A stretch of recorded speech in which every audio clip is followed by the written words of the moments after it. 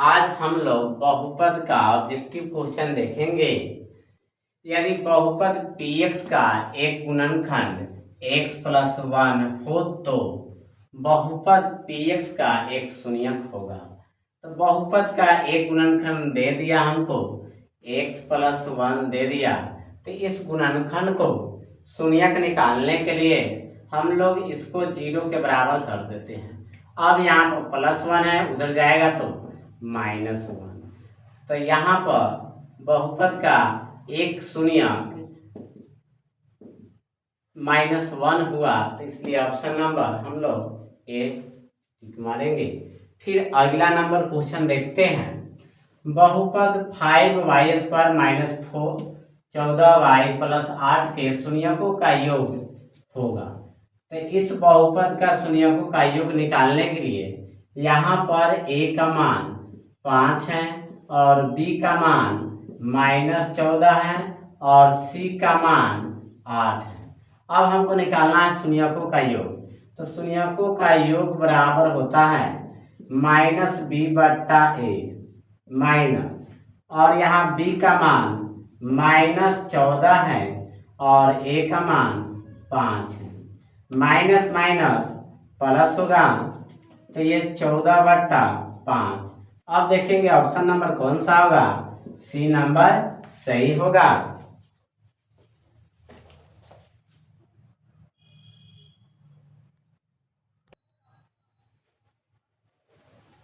फिर हम लोग देखेंगे तीसरा नंबर क्वेश्चन। बहुपद का x² - 11 के शून्यक है। अब इस बहुपद का शून्यक निकालना है। तो सबसे पहले शून्यक निकालने के लिए हम लोग 0 के बराबर करते हैं।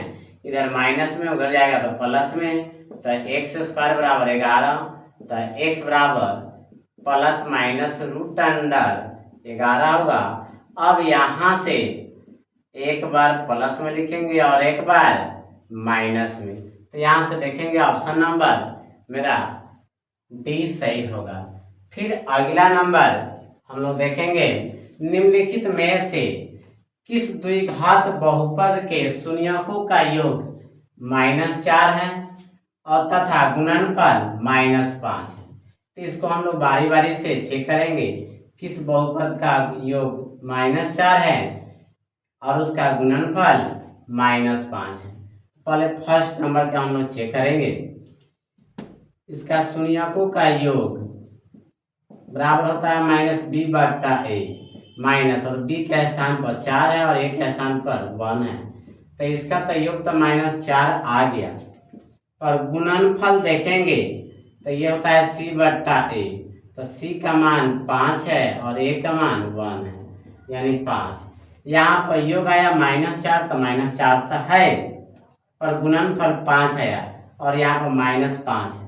तो ये फर्स्ट नंबर नहीं होगा। सेकेंड नंबर देखेंगे, इसका योग -b/a, तो माइनस, और b के स्थान पर -4 है और a के स्थान पर 1। तो इसका तो 4 आ गया, योग 4 आ गया, यहाँ पर -4 दिया, तो ये भी ऑप्शन नहीं होगा। फिर यहाँ पर चेक करेंगे, इसका योग -b/a, तो माइनस, और b के स्थान पर -4 है और a के स्थान पर 1। तो यहाँ भी 4 आ गया और यहाँ पर -4 दिया है, तो ये भी ऑप्शन नहीं होगा। अब लास्ट नंबर देखेंगे, इस बहुपद का योग -b/a होता है और b कितना है, 4 है और a 1 है। तो इसका तो -4 आ गया, पर इसका गुणनफल देखेंगे तो ये c/a होता है और c का मान -5 है और a का मान 1 है। तो इसका योग -4 आया और गुणनफल -5। तो यही मेरा ऑप्शन होगा, जो डी नंबर, क्योंकि इसका योग दे दिया -4 और गुणनफल -5। तो इसका भी योग आ रहा है -4 और गुणनफल -5। तो यही मेरा डी नंबर ऑप्शन सही होगा। फिर आगे देखेंगे,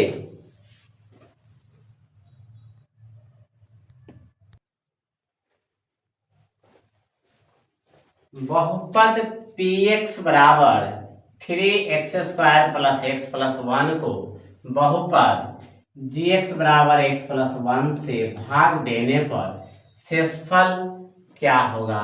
तो आइए देखते हैं, भाग देते हैं।